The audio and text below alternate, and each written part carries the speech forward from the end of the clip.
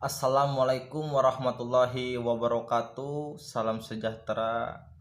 Mudah-mudahan teman-teman semua yang nonton video ini dalam lindungan Allah Subhanahu wa taala.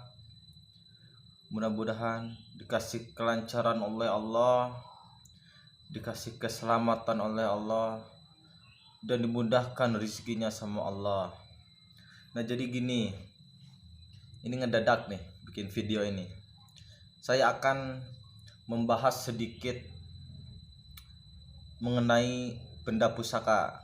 Nah, yang konon atau di mana tempat benda pusaka ini sering dijadikan media-media atau syariat-syariat yang dilakukan oleh orang zaman sekarang. Nah, jadi saya akan ngambil nih salah satu benda pusaka yang dikasih orang atau ada titipan dari orang ataupun benda pusaka yang hasil saya manifestasikan di tempat-tempat yang pernah saya ditelusuri gitu. Nah, jadi kita akan akan ambil salah satu benda pusaka yang pernah dimanifestasikan dulu ya. Soalnya benda itu lumayan penuh keringat lah, kalau penuh keringat membawa atau menghasilkan benda pusaka itu. Kita ambil dulu.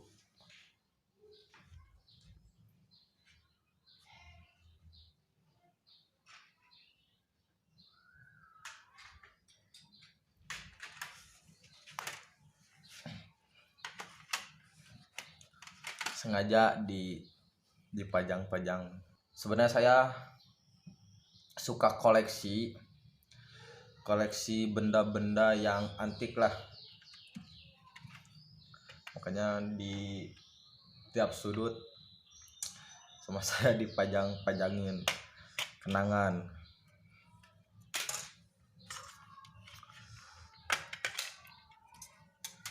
Nah, ini saya akan membahas dulu yang satu ini, yang hasil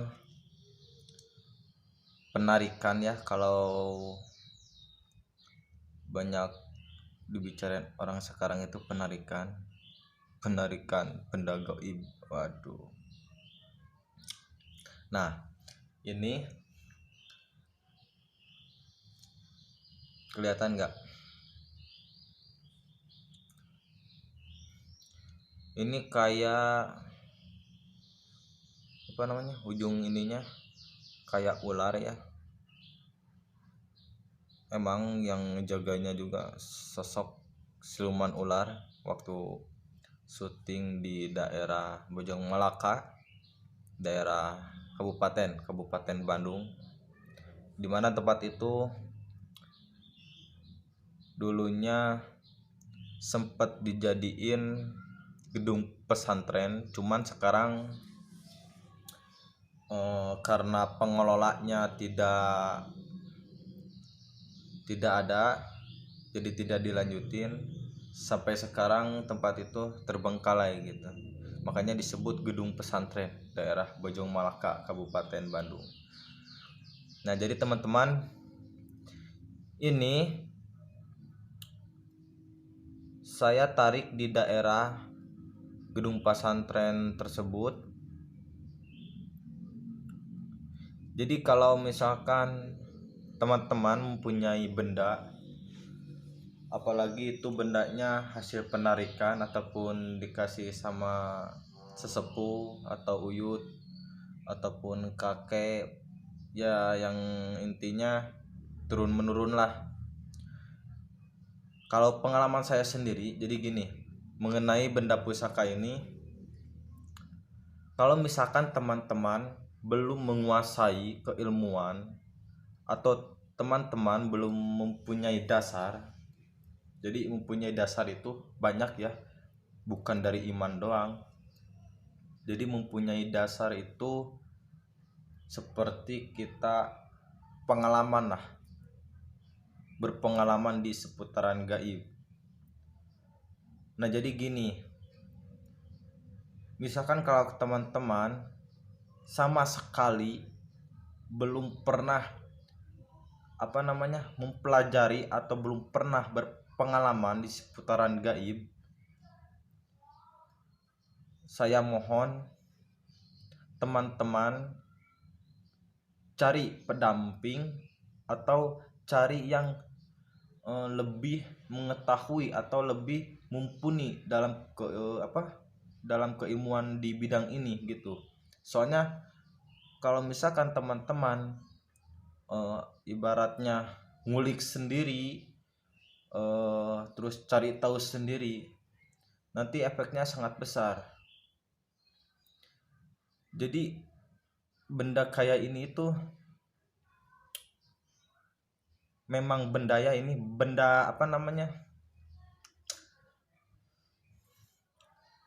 emang kalau kita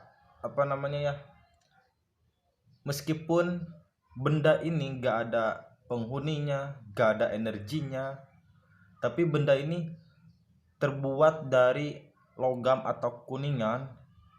Nah, logam sama kuningan itu memiliki energi-energi masing-masing.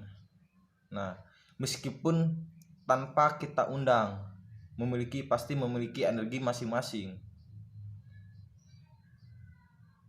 Nah, saya menghimbau buat teman-teman, misalkan kalau teman-teman belum menguasai keilmuan, saya titipkan buat teman-teman jadiin koleksi aja gitu. Kita mupusti, jangan migusti. Kalau migusti ya ibaratnya benda ini dijadikan Tuhan kedua kalian gitu. Jadi seolah-olah setiap kita melangkah ingat benda ini, setiap kemana-mana kita pun akan pergi terus ingat benda ini. Jadi seolah-olah benda ini punya kekuatan, melainkan kekuatan yang datangnya dari Allah Subhanahu wa Ta'ala gitu. Jadi cukup ini jadikan sama teman-teman itu hanya koleksi mupusti. Jadi mupusti itu kita menghormati seni budaya leluhur kita gitu, mencintai sejarah-sejarah yang diturunkan oleh leluhur kita gitu. Jadi itu namanya kita harus mupusti aja, jangan sampai ke migusti. Kalau migusti itu kita misalkan kalau iman kita tidak kuat, gampanglah akidah kita yang berbelok gitu. Nah cukup saja pesan dari saya tentang mengenai benda pusaka. Jadi gitu, misalkan kalau teman-teman sudah mumpuni dalam bidang keilmuan yang berbau mental fisik ini, ya mungkin teman-teman bisa mengerti gitu. Jadi cukup aja bagi teman-teman yang masih awam ataupun yang belum menguasai keilmuan, cukup aja jadiin koleksi gitu. Misalkan ada yang aneh dari benda teman-teman yang pernah pegang, coba teman-teman tanyakan yang lebih mengerti lagi supaya tidak efeknya. Jadi ini memang energi itu jarang yang bisa kita lihat, cuman bisa kita rasakan. Nah efeknya kalau kita lengah, kalau kita tidak mumpuni dalam keilmuan, nanti efeknya merembet ke keluarga gitu. Jadi ini pengalaman saya, ataupun benda yang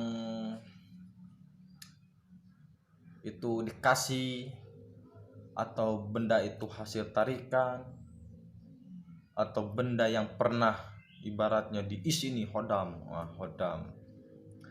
Jadi Kalau hodam itu ya, itu bahasa yang sering dikatakan di Arab.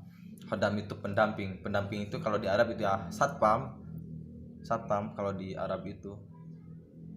Nah, jadi cukup teman-teman jadiin koleksi.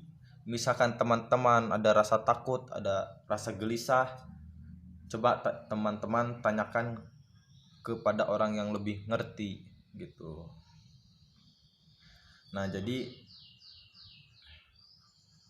cuman itu sih yang saya sampaikan kepada teman-teman. Kalau misalkan teman-teman punya benda pusaka atau benda yang dikasih oleh turun menurun teman-teman, buyut ya maksudnya, lebih baik jadiin koleksi, jangan sampai dimigusti, karena kekuatan semua datangnya dari Allah.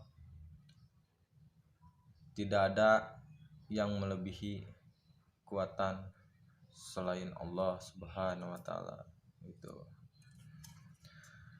Jadi mungkin itu aja yang saya sampaikan kepada teman-teman. Mungkin di lain waktu saya akan lebih lebih detail lagi mengenai benda pusaka ini, atau ceritakan sejarah-sejarahnya. Mungkin nanti di lain waktu kita atau saya akan memberikan siar-siar yang lebih baik lagi kepada teman-teman. Makanya jangan lupa subscribe, like, komen, dan share sebanyak-banyaknya ke teman-teman kalian, karena dari dorongan itu video-video kami bisa berkembang gitu. Nah, misalkan kalau ada teman-teman yang ada dipertanyakan, silakan tulis di kolom komentar. Pokoknya komen yang baik-baik lah gitu. Oke. Mungkin itu aja dari saya. Assalamualaikum warahmatullahi wabarakatuh.